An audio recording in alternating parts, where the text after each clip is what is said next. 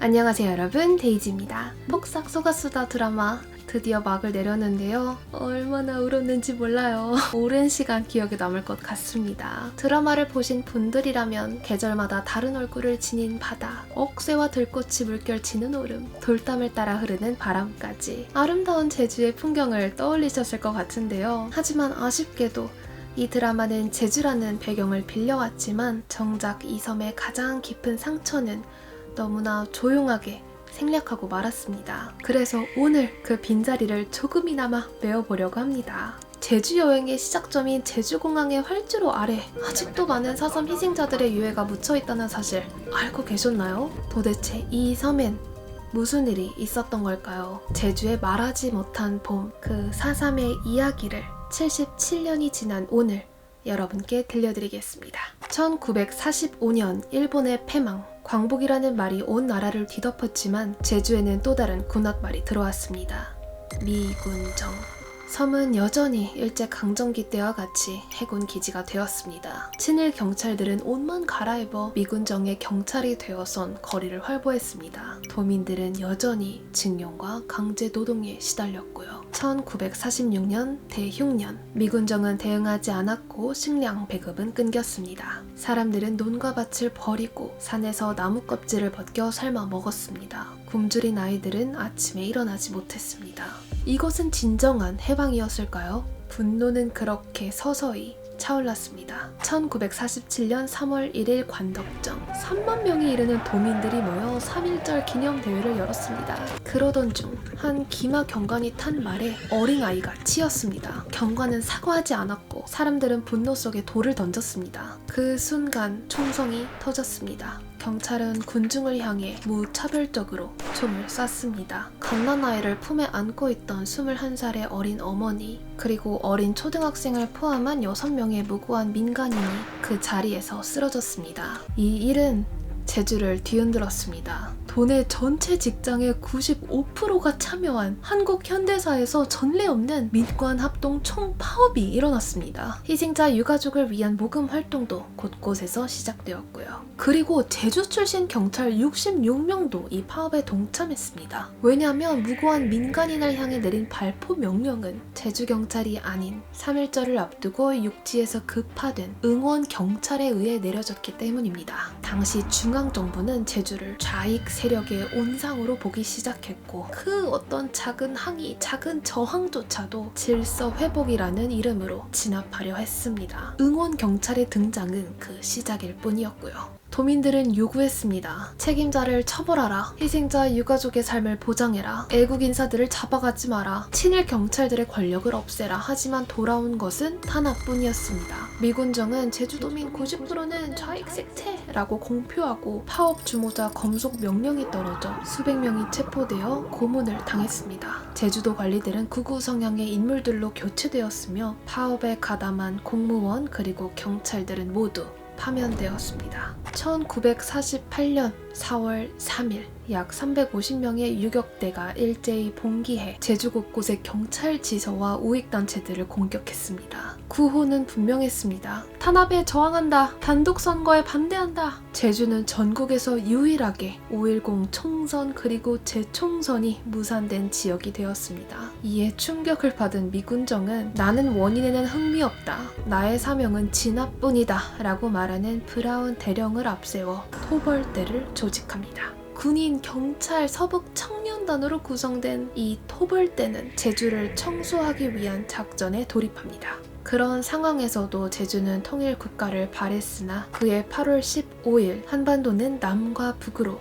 갈라섭니다. 분단이 현실이 되자 이승만 정부는 더 이상 주저하지 않았습니다. 제주는 이제 확실히 정리되어야 할 곳이었습니다. 좌익의 잔재를 뿌리채 뽑아내겠다는 의지가 곧 명령이 되었습니다. 그해 11월 제주 전역에 계엄령이 선포됩니다. 그리고 포고령이 내려집니다. 해안선 5km 밖 거주자는 모두 폭도와 내통한 자로 간주한다. 수천 명이 집을 버리고 해안가로 강제 이주당했습니다. 남은 이들은 폭도, 적으로 규정되었습니다. 초토화 작전, 군과 경찰은 마을을 포위하고 집집마다 불을 질렀습니다. 가족 중 누군가 자리를 비운 경우 그 가족 전체가 도피자를 숨긴 자로 간주되어 전부 총살을 당했습니다. 북촌리 한 초등학교 운동장에서 350명이 집단 총살당했습니다. 3살 배기 아이, 말을 잃은 노인, 딸을 안고 있는 엄마 또한 있습니다. 총알이 떨어지면 총검으로 찔러 죽였습니다. 하규리, 마을 남성 대부분이 끌려간 후 돌아오지 못했고 대정읍 송악산 서달오름, 여기서도 수백 명이 총살된 후 아무 표식 없는 구덩이에 묻혔습니다. 그리고 이런 구덩이들은 희생자들이 총살 당하기 전 직접 파내야 했습니다. 토산리, 이 마을에 들어닥친 고는 남자들뿐만 아니라 20세 미만의 여성들도 끌고 갔고 그 누구도 돌아오지 못했습니다. 그 시절 젊은 여성들은 성적 유린의 대상이기도 했죠. 많은 이들이 바닷가에서 총살되었습니다.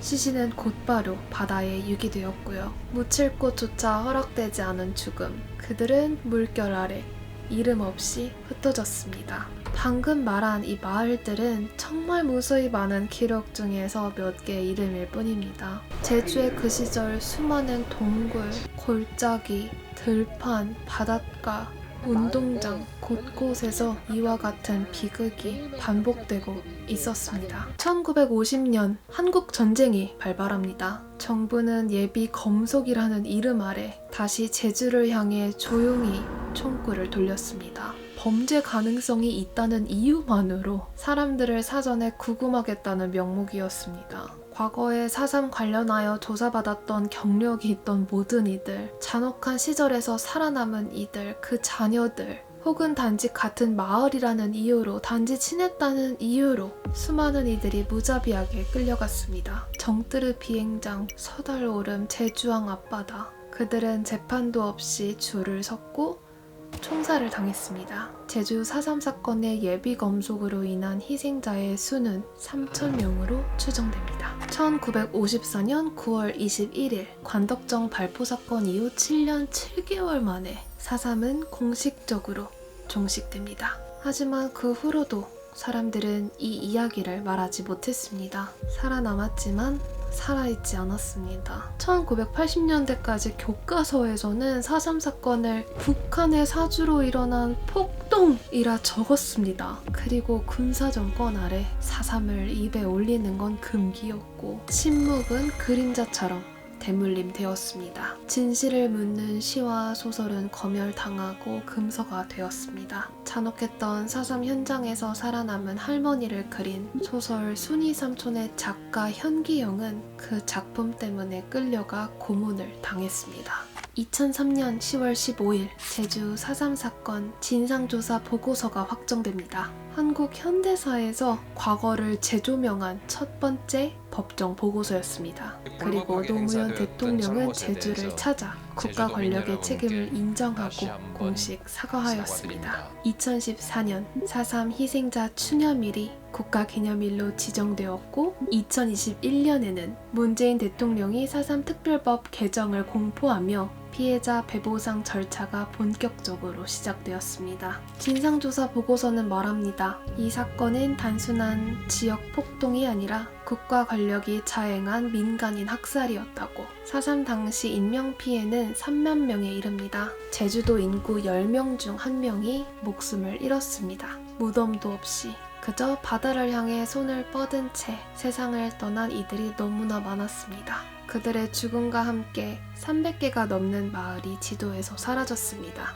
마을마다 아이들이 시든 꽃처럼 죽어갔다. 희망이란 이름은 과연 있기는 한 것이었나 아득하였다. 그땐 그런 시절이었다. 4.3 희생자 10명 가운데 1명은 아이였음을 기억해야 한다. 아이들의 죽음은 가문의 멸족을 가져오기도 했다. 아직 젖먹이인 그 아기를 양다리를 두 손으로 잡아가지고 생돌에 몇 차례 맺혔을 거야. 순경이 그렇게 했어요. 5살 아이 하나는 총살당할 때 살려주세요, 살려주세요 했지요.